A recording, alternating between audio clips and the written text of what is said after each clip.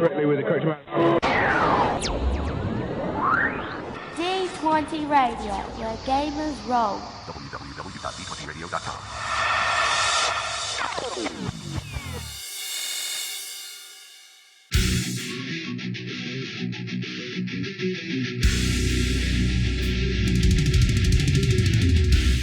Welcome to Me and Steve Talk RPG, the podcast where me and my friend Steve try and help you get the most out of your role-playing game experience.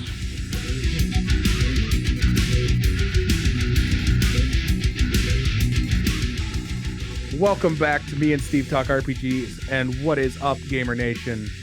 So, Steve, we have a guest on today. We do? Well, I think we do. There's somebody in the Discord with us.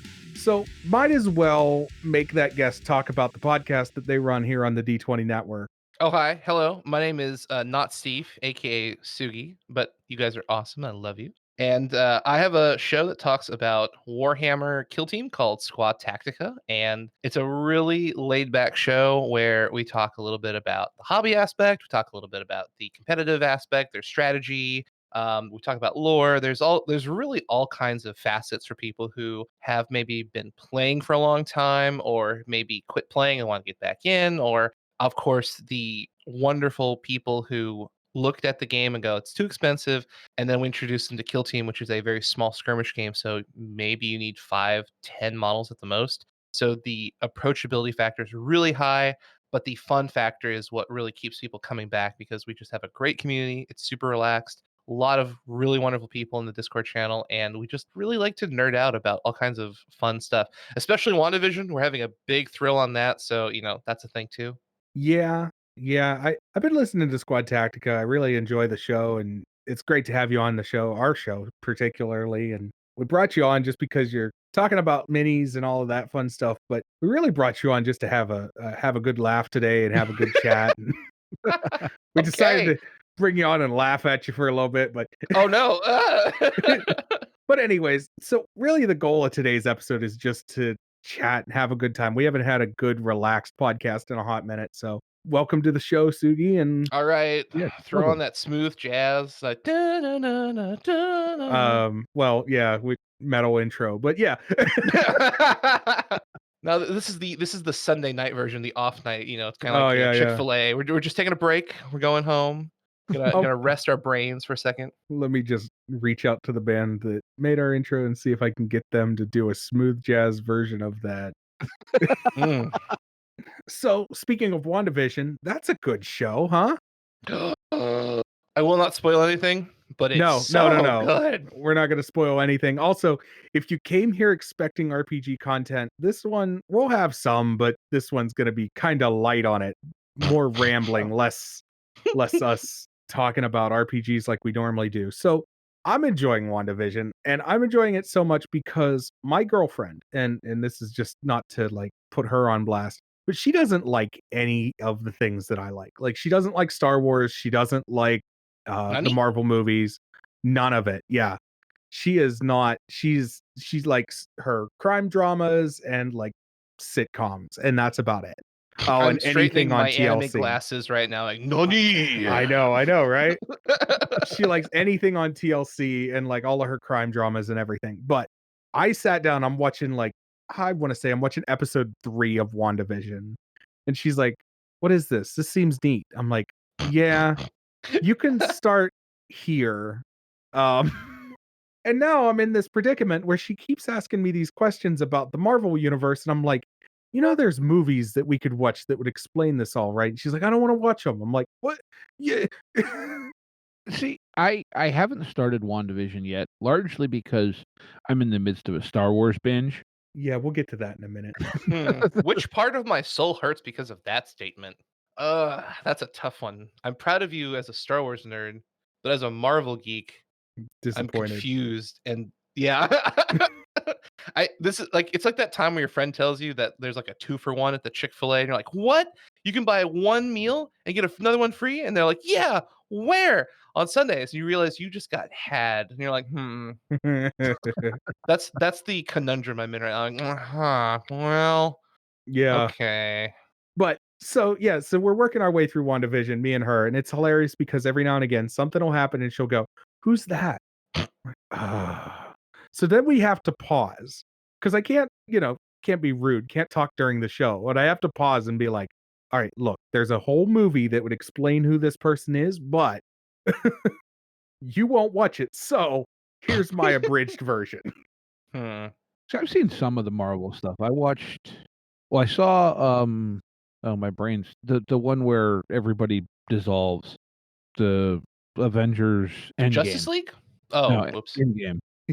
Yeah, Justice I saw League. that one in theaters. I actually watched most of I'm drawing a blank on Agents of Shield, which I really liked. But I think some of it is because I grew up in a little tiny town in the middle of nowhere, and so, like, there is not a comic book shop there to this day that I know of. Hmm. And so, like, Okay. I wasn't ever really like, especially young, I was never exposed to, like, all the comics. Like, yes, I was aware of Superman and Batman, whatever, but, like, comic book culture, I didn't even find out about until I was in college. Yeah, that's Hmm. fair. I can understand that. I can understand like yeah. So let's then since that's sort of out of your purview and let's get into something that is now becoming part of your purview. Let's talk about Star Wars Oh, right.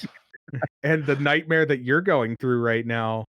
So let me understand the current situation. You watched are you watching it in timeline order? Yes, Okay, so you watched episode 1, episode 2, and then you just finished Clone Wars yes, Oh. and Revenge of the Sith.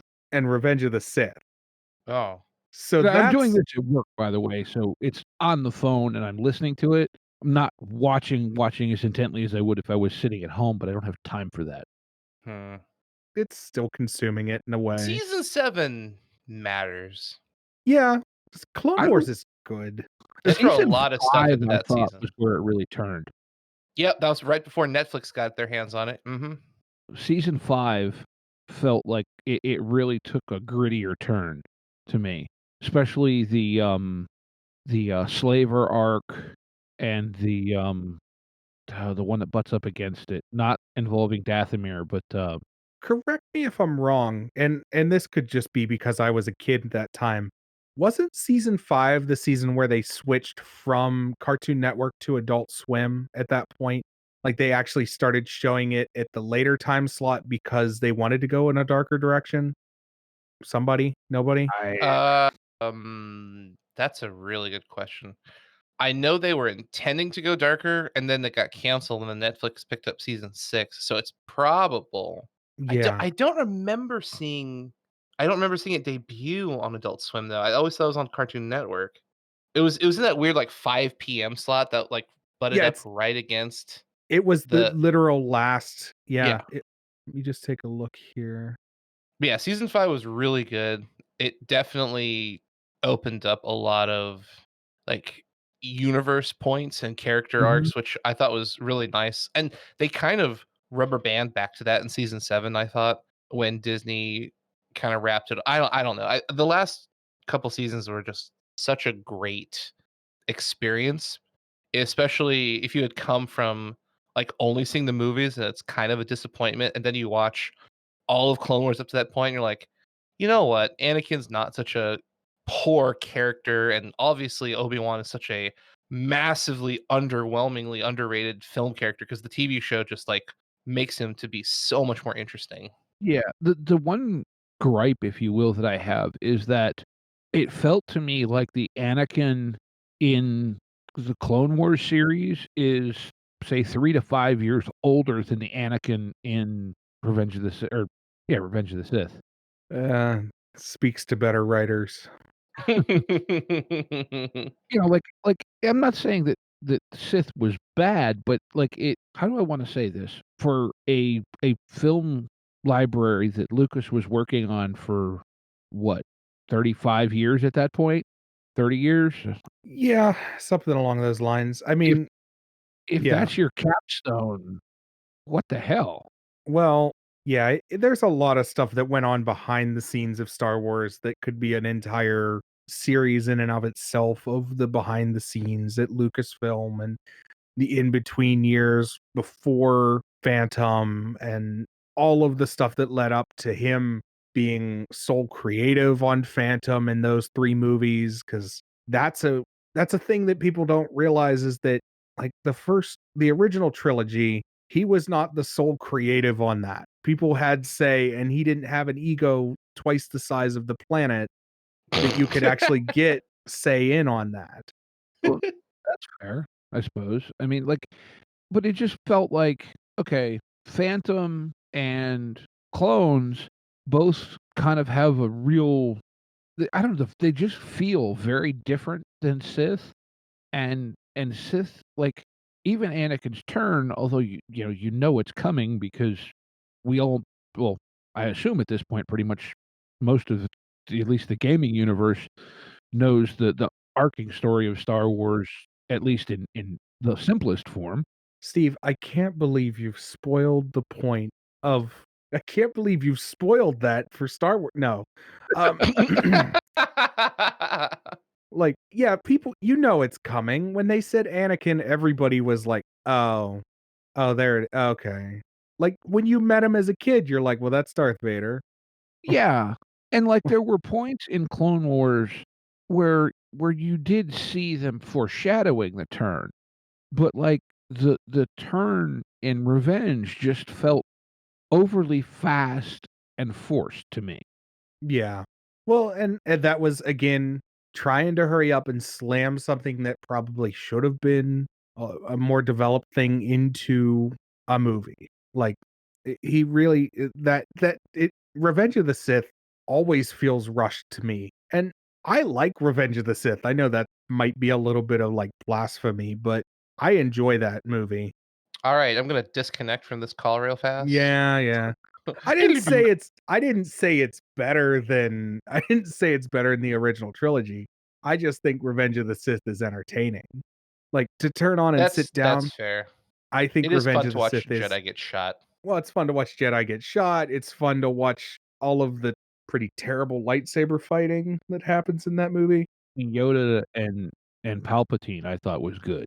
Yes, but also the Obi-Annie came out of that movie, which is terrible. Oh, yes. Here's an entire scene where we don't touch each other. Ha ha! Yeah, So and here's a fun one to throw at you. Have you guys ever heard of oral knots on YouTube? it Uh, vaguely rings a bell, but I don't know why. Okay, so it's a group of guys who took the films and redubbed them and re-edited them, oh, I have. and they are some of Ah, the funniest Star Wars piece of fan. It's not fiction, but it's just super hilarious what they do, and anyone who's listening should absolutely like stop listening to this podcast. Go type in oral knots, AURAL, NAUGHTS, I think. But anyways, if you type in like oral Star Wars or whatever, it'll pop up.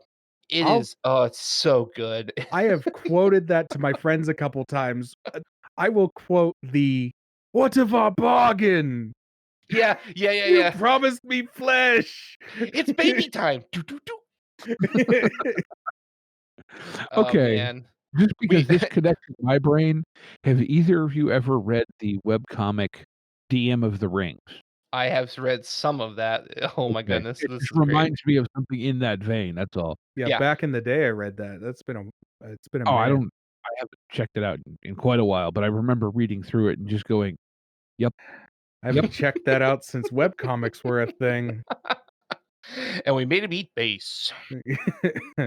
But yeah, so you're working through Star Wars and probably like technically it's the right way, but it's also the weirdest way. What? Because, well, in my opinion, I don't know. I look at it and go like, I don't know. In my mind, I always because it's just how I watch those movies. Because I watched the first three, then I watched the original. I watched the original trilogy, then I watched the 1, 2, 3 trilogy, then I watched Clone Wars. Like I watched it in release order, essentially. And to me, watching it chronologically in universe is just odd. It does the soul good though. It does, I guess. Yeah. It hurts my brain because I think about all of the weird inconsistencies watching it that way. Well, I mean, to a certain point, but, I mean, it's Star Wars, and, yes, there's a lot of campy stuff that doesn't make sense, like, the one thing I for some reason, this popped into my head as I was driving home from work today. How many starships do you see where the center section or the wings or whatever rotate when they're coming in for a landing, or they're spinning blah blah blah all the time in space, and yet every time they land, the loading ramp is on the bottom. Well, that's I learned something, and I don't know, maybe it makes me a bad nerd for not knowing this. Apparently, the Millennium Falcon was supposed to fly sideways. When they were originally designing the ship, they had planned on it flying sideways so that like the front profile would be a razor edge because that's supposed to be how it pushes freight through space. It's just a weird thing. And then the B-wing was designed. Yeah, and then the B-wing was designed. Well, that actually does make a little bit of sense, like, because that would explain why there's the notch in it so that, like, it would be able to, so to speak, sit over a for lack of a better word, like a loading dock. Right. And Well, but then Solo also has that escape craft in the center, yeah, so so Solo that's kind throws of that. problematic. Yeah. Well, but You it's a haven't converted freighter. That's True. oh, now okay. All right. I see you, Steve, playing the big brain card. Okay. Oh, Ugh. you can ask Steve. I'm very good for counterpointing almost any argument with some just ridiculous point. Hey, that's life. No, I need to think about this now. yeah, you're actually right about that because but so I'm just trying to think about this because you get to come off of so you're in the middle of Solo right now. You get to come off of Solo and go into Rebels. So good. Yeah, Rebels is awesome. And then you get to come off of Rebels and come into what is probably my favorite of the like independent movies, which is Rogue One. Mhm. Also a very good piece of media to consume. And then you get to go into the original trilogy. So you got this like It's a you deep got dish this like pizza of Star Wars. yeah, it's the best of everything Star Wars right there. And then you get to then you get to watch The Mandalorian. Yes. And then you get to the new trilogy. And that's where this episode ends abruptly. I have good news, Steve. You can watch The Mandalorian and stop watching Star Wars. You It's too can suffer magical. like the rest of us. Well, like, yeah, I don't know. Star Wars has been a thing, like, and to be honest, though, what I was mentioning about, I didn't ever see Star Wars until my freshman year of college. I was 18, I think. I was 18 when I saw Star Wars for the first time. Wow. It was Hmm. the fall of '95, I believe. I was Uh-huh. 2. Just to make you feel a little bit older. Guy I was, in my, freshman English comp class was like, "Hey, come on, we're gonna watch Star Wars." I'm like, "Oh, okay." And, well, and then that was actually followed not terribly long after by me being asked to join a, Star Wars RPG game, and Mm. the rest is history, so to speak. But, Hey, you watched this movie once. Let's go play this game. well, by that point, I don't remember, because then that was just as, like, the remasters of the trilogies were being announced and stuff.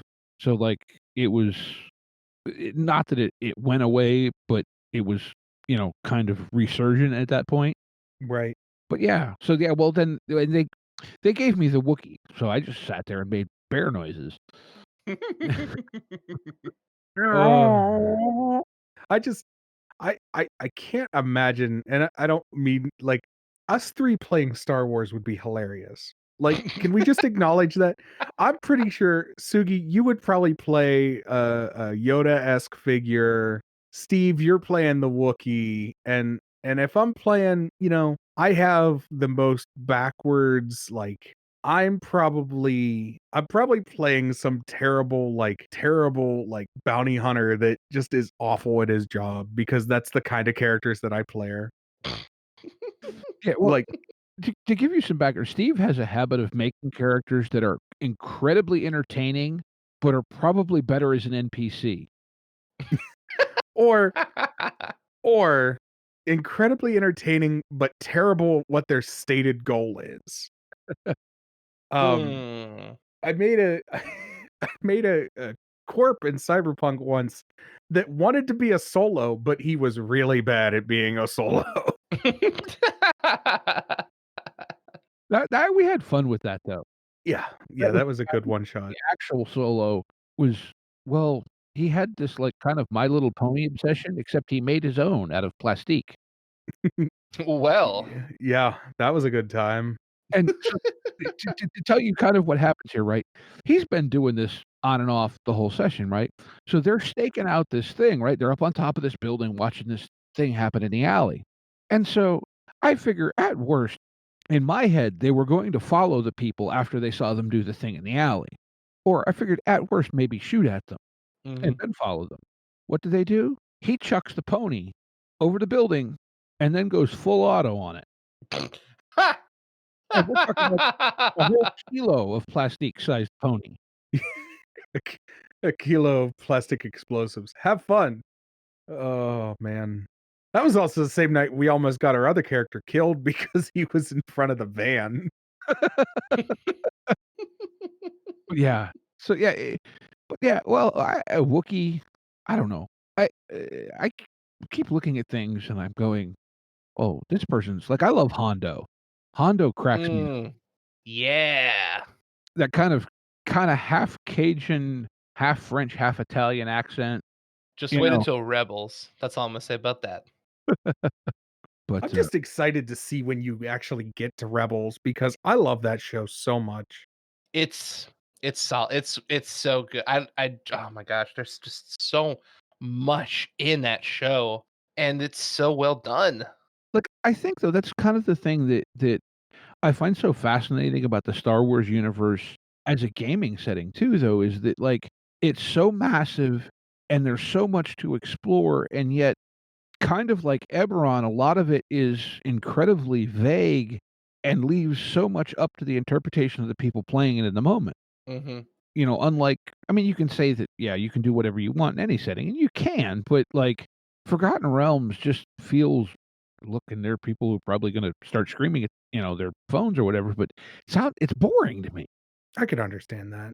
But at the same time, fantasy is not your setting, No, so it's not. I will grant. fantasy isn't necessarily my setting either, but I can understand why people are like, "Oh, man, Forgotten Realms." I'm like, "Yeah, I get it. I get it because there's things I talk about that people are like, Sorry, 'cause, like, that's so great.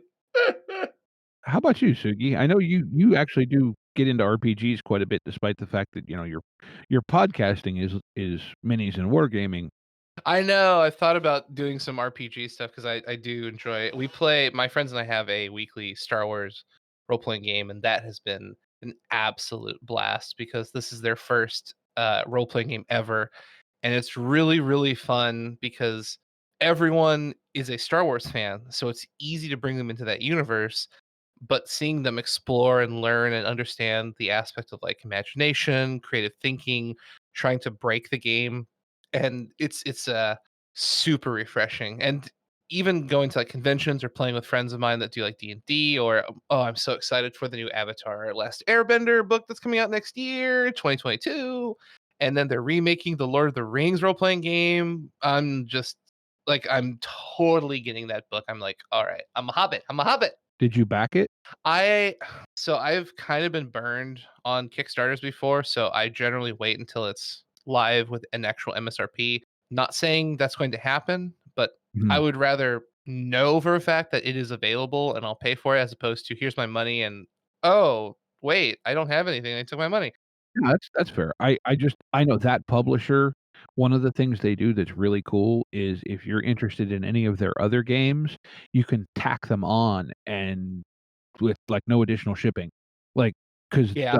Free League, they kickstarted the new Twilight 2000 a couple months back. Yeah. I backed that, and then I ended up adding on the core book for Mutant Year Zero for, like, $32.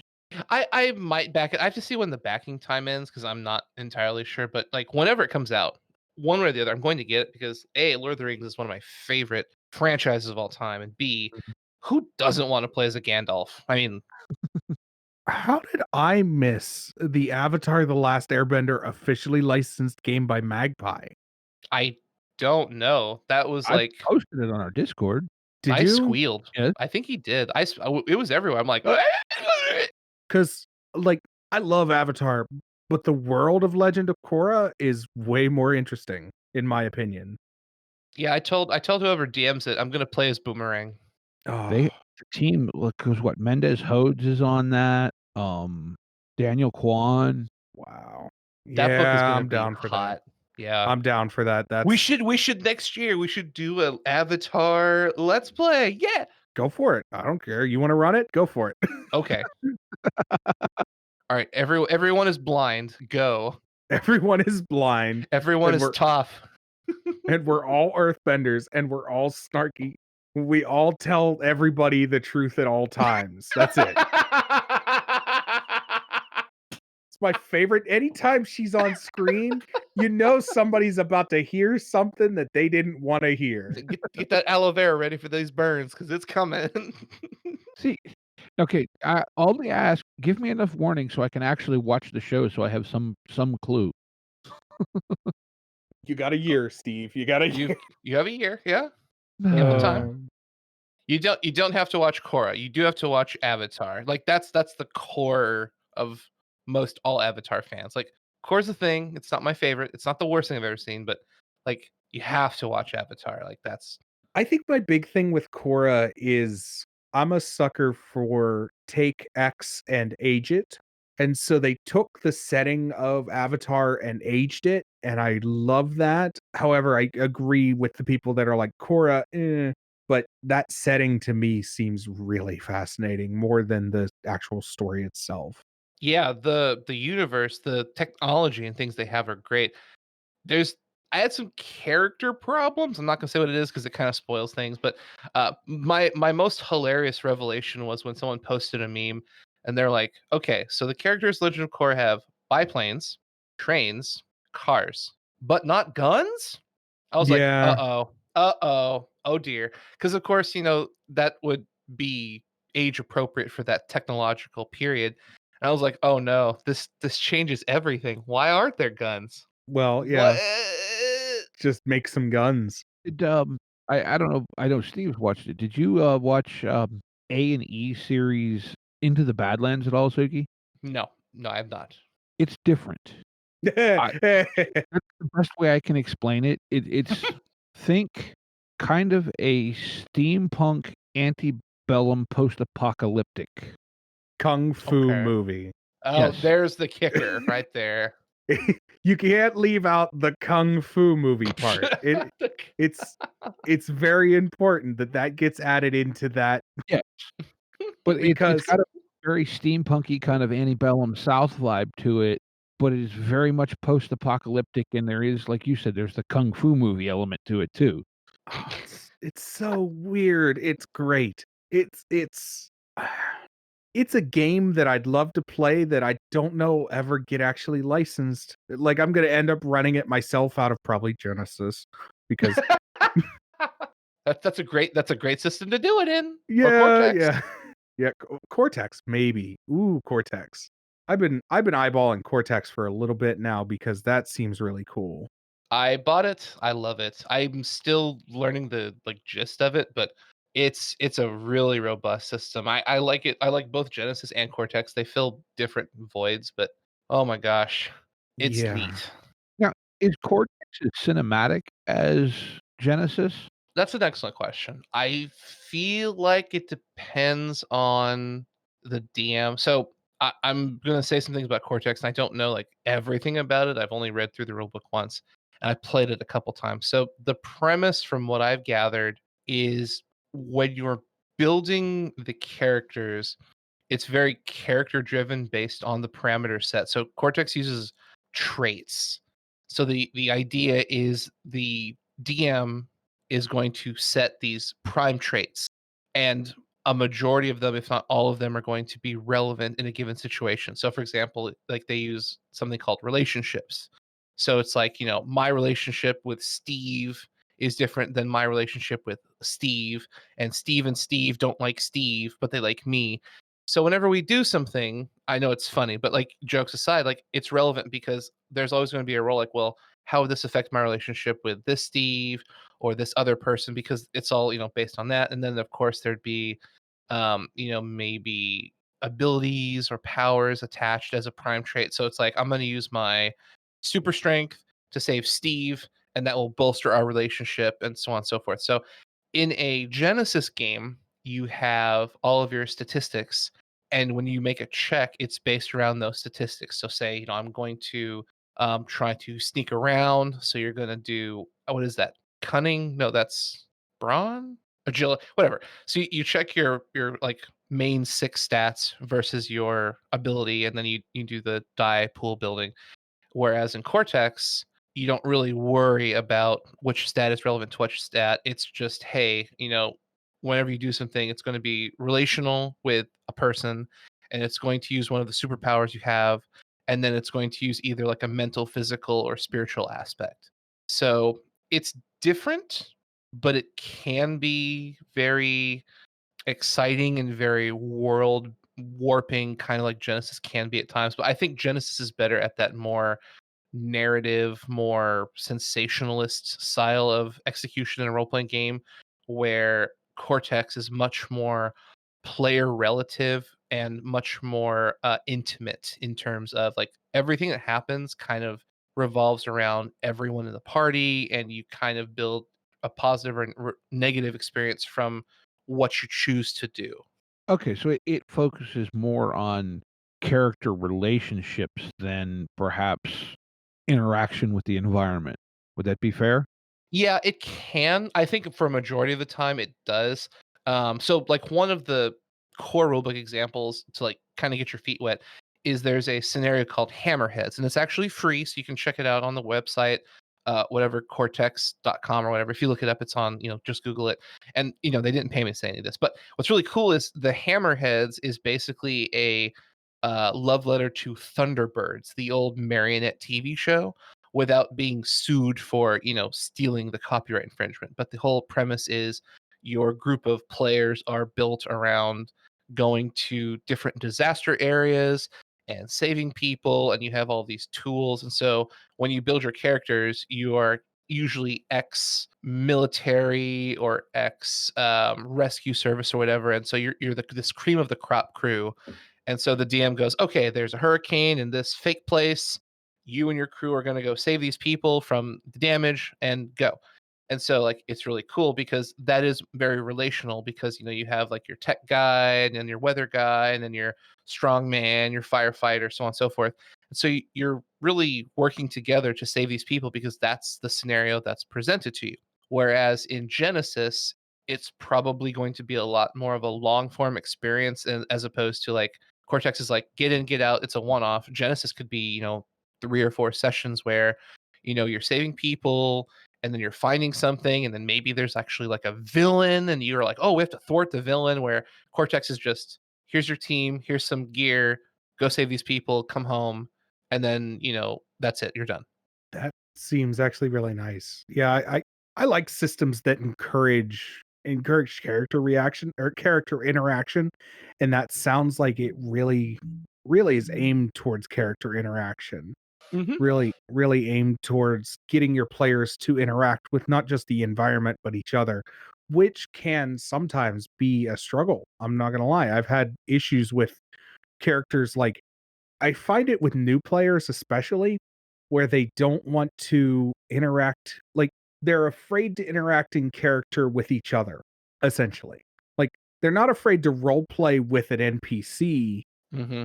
but they're afraid to be they're afraid to be like answering questions that another character would pose in, you know what I mean? Like, Yeah.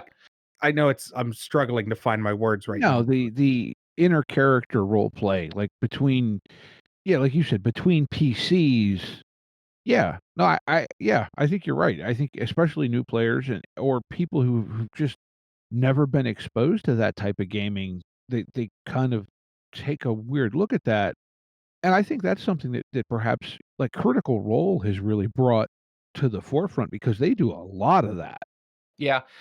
Like the best way to describe the difference between Cortex and Genesis, in my opinion, is Cortex, once again, in my opinion, is a superior system for one offs. if you just want or short form, like if you want to do like a one off or maybe like a 2 or 3 off, Cortex is super good at that. I haven't played a long form yet, so I'm positive that Cortex is really good at long form. But also, after playing a lot of Genesis and a lot of Star Wars, I prefer to play the Genesis Star Wars system for long form because although character interaction is great, personally, I feel like the GM has a much harder time creating a vast universe because for Cortex, because the game is so player focused. The universe is not nearly as important as the things that are driving these characters to do things. So for some people that's perfect, and for some people that's not interesting. For me, I like both, but if I'm doing long form, I'd rather have a lot more control over the universe and let the players create more organic relationships than the game not necessarily forcing it, but because it's so focused on it, it's like 60% players, players, players, and then maybe 30% the universe and then 10% mechanics in Cortex. And personally, I like giving the players this open world to kind of play with like a sandbox and letting them determine who they are, what they want to do. And that's just my style of role playing. Like I said, it's all my opinion. There's nothing wrong with Cortex, but that's the way I perceive the two separate games in terms of like which would you play for this situation? Like Cortex, short form, Genesis, long form, any day of the week. No, that seems reasonable. Like you said, I mean, it is your opinion, and everyone's going to have a different one. But no, that makes sense, and that like I've been thinking about it, and lately, I've been, for the most part, thinking about things more in terms of kind of mini campaigns. But like Genesis slash Star Wars just feels like it would be really fun to play out something much more epic in scale with. hmm I really think you guys would like Cortex. It's got a lot of things going for it. There's some things that confuse me up front, but I'll say that the Discord has not only a ton of people in it, but the people who did all the development work and even Cam Banks who helped design the game, he's on there all the time. So like if you have any questions about anything, someone is there to answer it. And then, JT has that Prime by Cortex podcast, so they talk about a lot of content. The point I'm Yeah. trying to make is it's a really robust system. It's a lot of fun. It's brand new. Like I think it came out in November of 2020, so it's a very very fresh system and it shows all those things. And that's kind of the fun thing is the whole concept is they want to build a skeletal system where you can take your favorite IP and throw it in there. I think it works exceedingly well. It's just it's so unique that I think some people might get turned off. Like if you're coming from D&D or Star Wars that are very or Pathfinder even that are very traditional role-playing games. You have like 6 stats and then you have a bunch of abilities that proc off of those initial stats and you're going on an adventure and you're saving the damsel in distress or you're robbing the huts for spice or whatever you're doing. When Lord of the Rings comes out, you're taking the hobbits to Isengard. Um, you know, that's a very standard thing that most people have thought about because they've seen it in, a movie and they can replay it over weeks or months with this long form system. Cortex feels a lot like a TV show, which I think is a little bit weirder to digest for people because it's shorter. It's obviously significantly more focused on the characters, and it's meant to be kind of like a lot happens in a short time span. But then when you're done, you kind of wrap up and then you come back next week like you would in a TV show. And it's like, boom, here's another problem you have to solve. It's like, oh, wow, let's Oh, okay. go. And then you're done. And then you come back and do it again. It's like, whatever your favorite sitcom is, or even like the Twilight Zone, it's just a constant barrage of stuff. So Whereas you in a would, long form, yeah, go ahead. yeah. No, you would say Cortex is episodic then. That's Yeah. Oh, pretty yeah. cool, actually. Oh, yeah. I was gonna say that makes sense because the older versions of Cortex powered Smallville and Leverage, hmm and I forget there was a couple other ones, and they've That got a Marvel game too. DC. It was DC, I thought, or was it Was No, it it was DC? Marvel. You're No, right. it was Marvel. And then they've got what, Legends of Grayskull. They hold that Mhm. IP, They've got and Zadia coming out, yes, which is that's the other super one. exciting. Yeah. I need to get. I say this all the time, but I'm so glad that I'm just gonna get a couple things out of the way. So I finally got a crew that's willing to play things that aren't D&D to sit down at a table And it's so nice because I can look at them and go, "Hey, we're playing Cyberpunk this week, and like we're gonna play this for a couple sessions, but don't expect me to play this forever because I'm gonna get bored with that. Like, not that I'm gonna get bored with it, but I'm gonna want to play something else." And it's so nice to be able to go, "Hey, do you guys want to try this?" And they're like, "I don't know what that is." Sure. Yeah, it is. That's been a breath of fresh air for me too. Yeah, because I got you in on that because our normal group is just strictly D&D, and I love playing with them because they're such a great group of goofballs. But I'm so burnt out on D&D at this point. So, Try so here's the evil spiel from me. They have a trimmed down version of the rules on the Cortex website you can go through, and they have the free Hammerheads campaign you can play with your friends for free, right. and you can give it a shot, get your feet wet, see if you like it. And if you do, I bought the PDF digitally, so it was like almost half off, and it's been great. And if you don't like it, you didn't really lose that much. And on top of that, they run on Fridays. They generally have one of the designers or developers or people who work with staff run a game. So even if you don't want to read anything, you can just show up on the Discord channel and say, "Hey, I'm new. What do we do?" And they'll walk you through it. It takes like 30 minutes to build a character, and then they'll run like a 2 or 3 hour game on a Friday night, and you can get your feet wet without even doing anything, investing any time, any money, Hmm. and it's super fun. It's one of those things where I just can't stop talking about it because I understand it's not for everybody, but if you're an RPG person and you want to try something new, like I really, really think you'll be happy and quite surprised at how many different kind of role playing like nodes in your brain it tickles, even though it's maybe not the standard ones you're used to. You're kind of like, oh, that's neat. Let's do that again. Right. Yeah. No, that's No, cool. I appreciate that. That is something that I'm always looking for. That's why I'm always buying new games and being like, "All right, let's try this. All right, that's a cool setting. Let's do this." Or I buy a lot of, well, how do I put this? I've spent a lot of money on generic RPG settings is what I want to Hmm. get at. Or Yeah. set it or games that, not necessarily games that are generic, but more along the lines of games that I look at them and go, I don't care too much about your setting, but you seem like you have a really interesting mechanic, so I'm gonna strip that out and make it do what I wanna do. And I do that a lot. I really do. I will grab games and be like, "Ooh, what are you? You're diceless. Oh, man, I don't really care about your setting, but I'm gonna grab you and, like, throw you on a table and run my own setting in your in your system." Right. Well, I could say very comfortably that I think that Cortex, at least this iteration of Cortex, is probably going to be played for a long time. It's got a lot going for it. It really, I think it's probably easier to throw on an IP to Cortex than Genesis. Not by terribly much, maybe like 10% easier. Like Genesis is very simple. But Cortex, like the whole premise of the game was built to be, take your favorite IP, throw it that skin over this skeletal system and go. And it really is because I've already started. I worked on like a Bioshock one. I worked on a Hunter x Hunter one. I worked on a Pokemon one. I did an Avatar: The Last Airbender one, and then there's like, oh, there's a real book coming out. So I was like, forget that.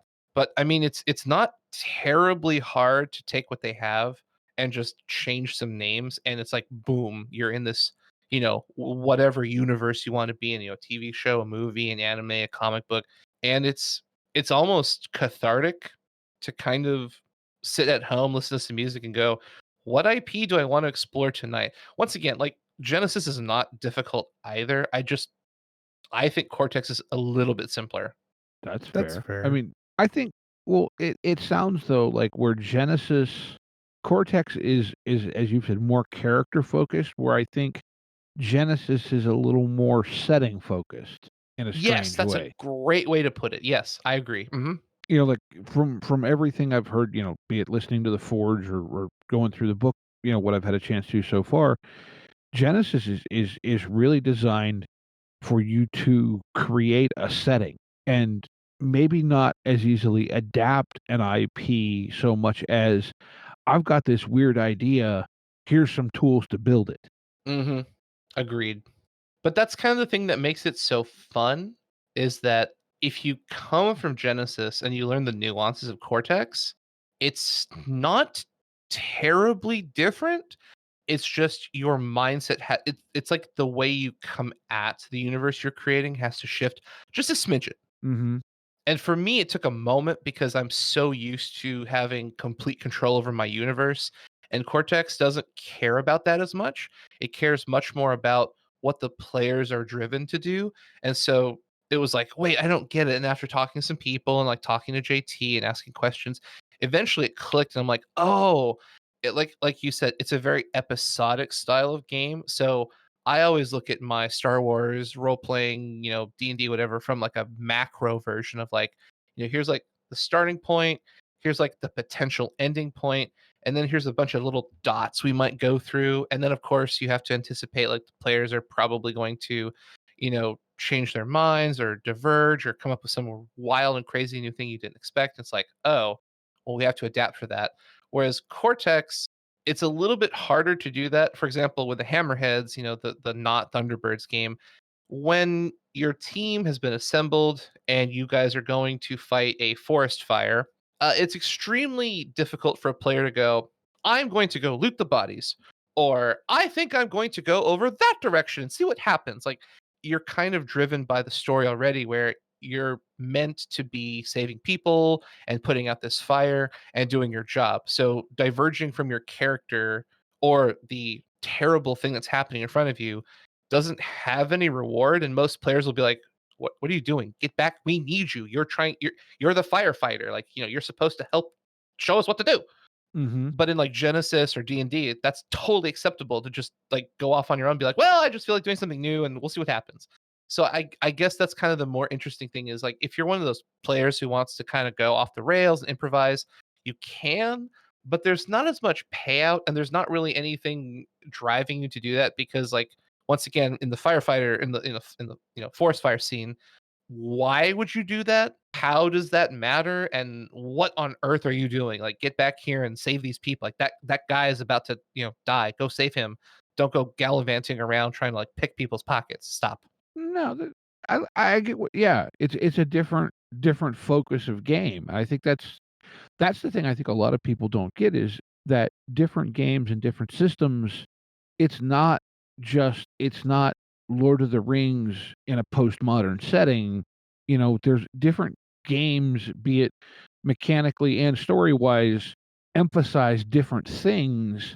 And so while both Genesis and Cortex are toolbox systems that are more narratively focused, they're focusing on different aspects of things you can do within them. Mm-hmm. Absolutely. That was well said. Yep. I applaud you, sir. Thank you. Every now and then I say something that makes sense. I'm really good at being wordy, and sometimes it's hard to like condense the thought, but I like giving people the opportunity to kind of explore their own imagination because everyone can see it differently.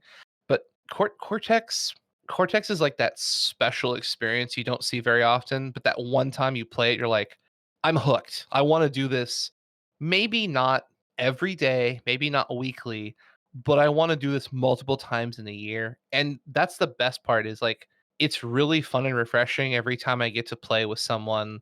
Generally, it's on the Discord because they run the games faster than I can at this point, and eventually I want to run it myself. But it's just kind of like it's always something unique and something different. It's like, man, this is cool because I can jump in, create a character, play in this universe, kind of dip my toe into the pool, and then when we're done, you've kind of had a fully round. It's like a meal actually. I guess it's a great way to explain it. It's like going to different restaurants. Do you want to have a barbecue role playing experience tonight? Do you want to have a Mexican role playing experience? You want some Asian? Do you want some soup and salad? Like, you show up, you eat it, you digest it. It's really good, and then you go home and you're very satisfied. And that's what Cortex does for me. It's always a fully rounded, satisfying meal or experience.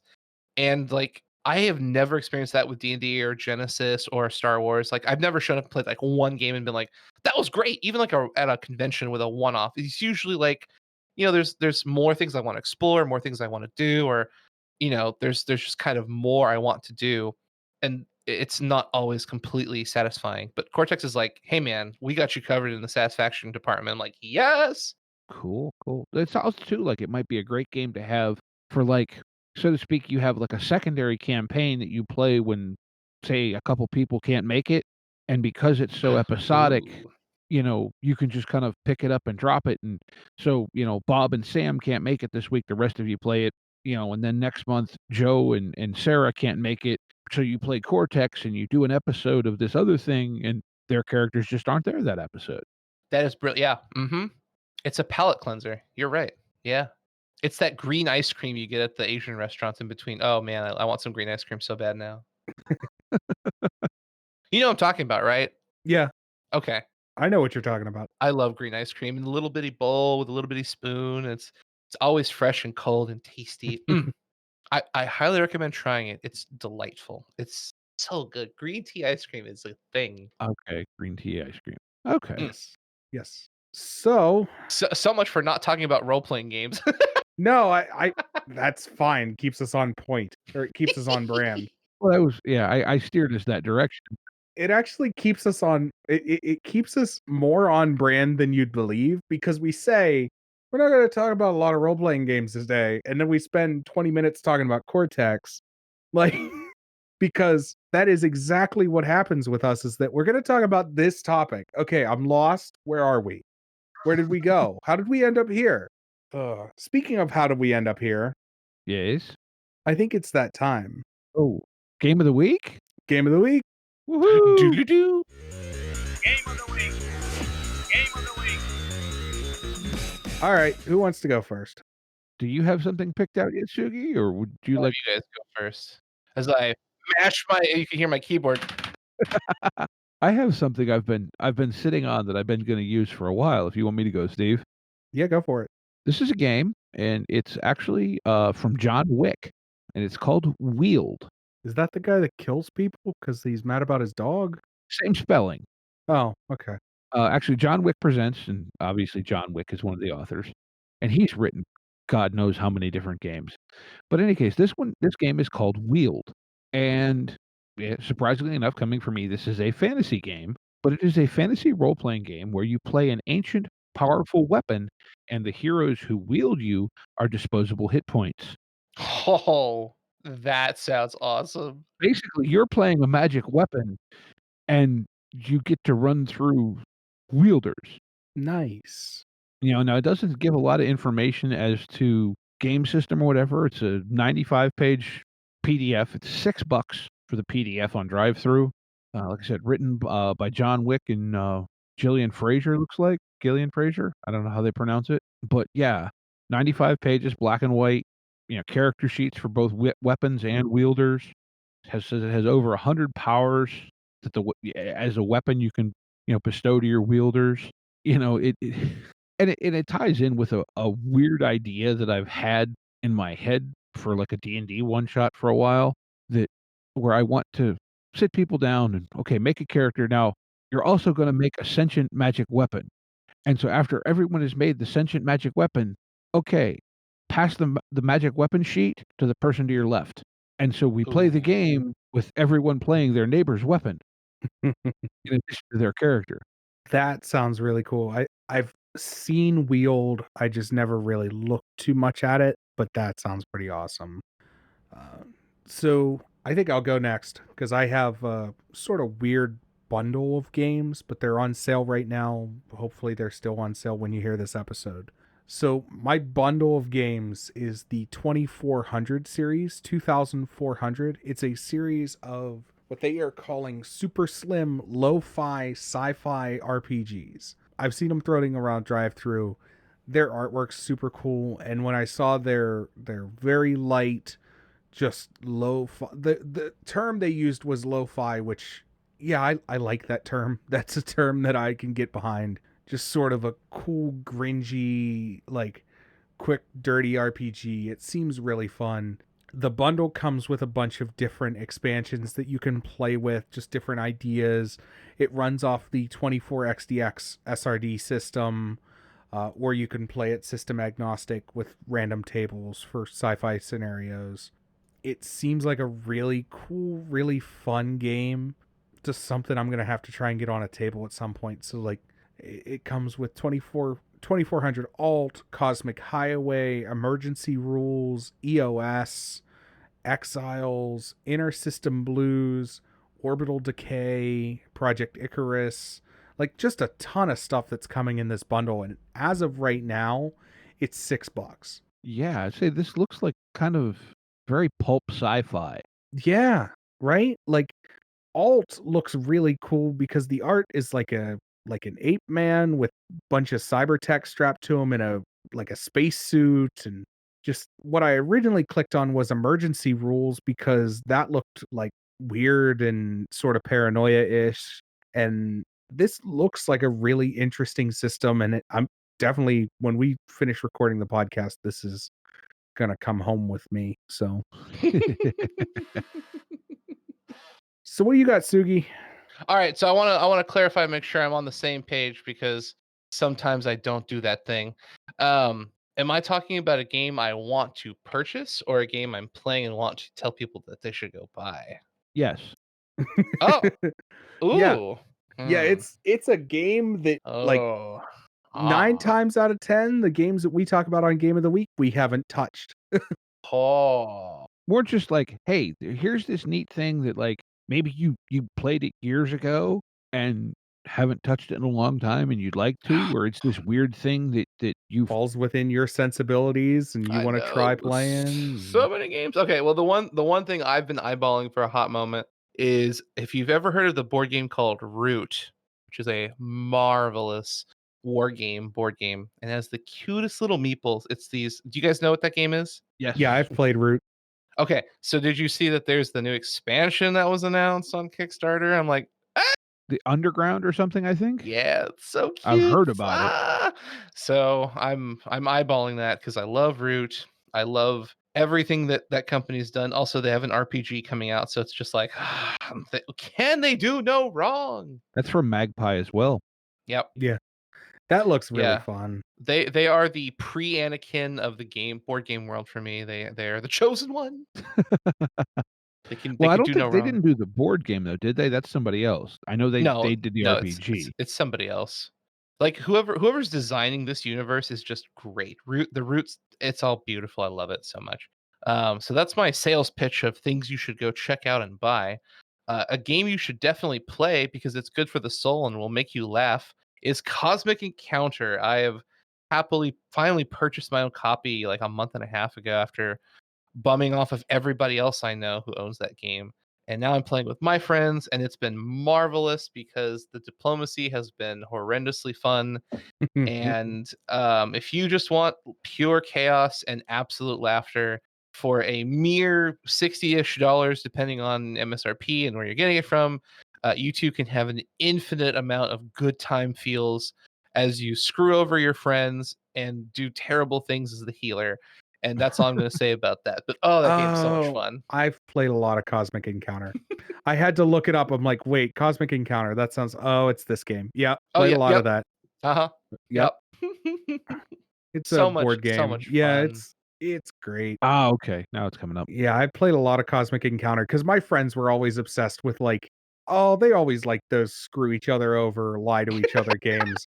Um, Battlestar Galactica, the board game. Have you ever played it? Yes, so My good. friends, I got banned from playing Battlestar. I Well, actually killed that game at our local gaming store for a little while because I was I did some stuff, made some people mad, and was told I'm not allowed to play this again, and then nobody played it for a long time. Uh, Were that's you where the you third earned your Cylon? nickname, was it not? yeah, that's where I get my nickname, and I'll tell you my nickname off air because we don't want to make Steve bleep any more things. But I was the accidental third Cylon, if that makes any sense. There was okay, it was like 2 o'clock in the morning, and there were things happening around me, and I was like, "Okay, I think this guy's the bad guy, but I'm not sure." So I screwed the one player over, and they're like, "What are you doing?" And I'm like, "What did I do? I don't know." Are you a sympathizer? No. Are you a Cylon? No. Yeah, exactly. Like, but You were the third imposter? No, stop it. yeah, You stop that. No.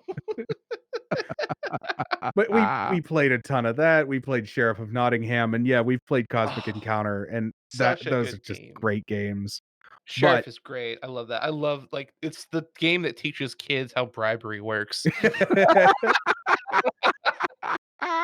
Oh man, Sheriff is this fantastic. Like playing it with kids is great. Playing it with adults is even better because the adults Mhm. start getting really mean with each other. Like, Hey man, I gave you $2 last week. You have to take this deal. What? No, get off of me. Stop.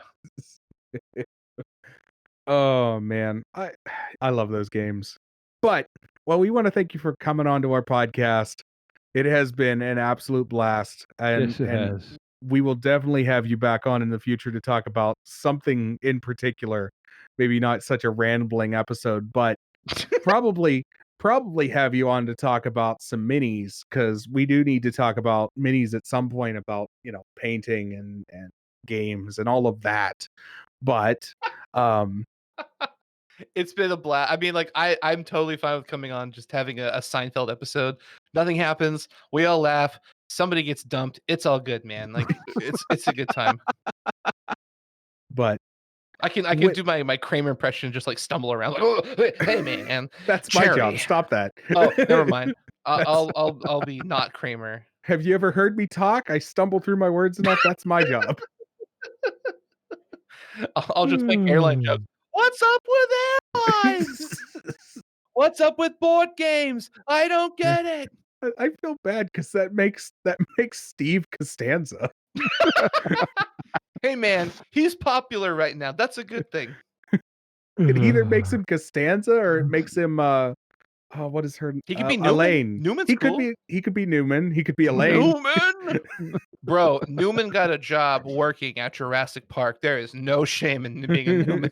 But all right, well, That man killed. I was gonna say he killed Nick Fury.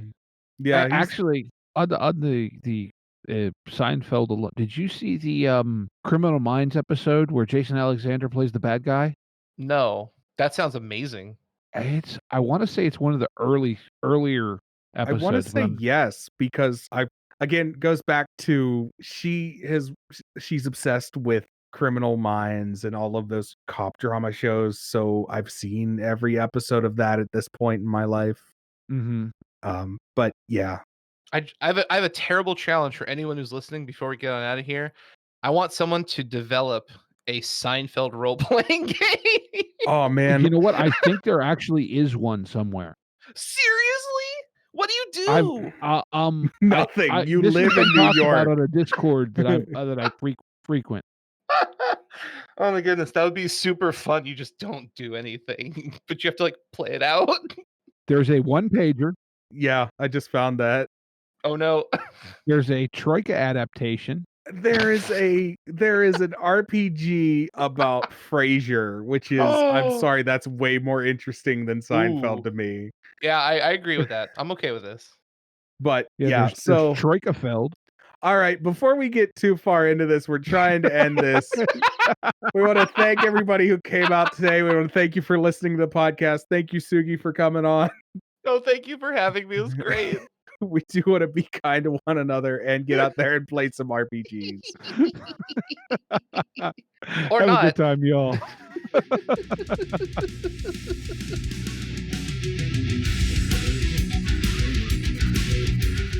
Intro and outro music by the band 12 Noon. You can email us at meandsteverpg@gmail.com. You can also find us at facebook.com/meandsteverpg. Thank you and be kind to each other.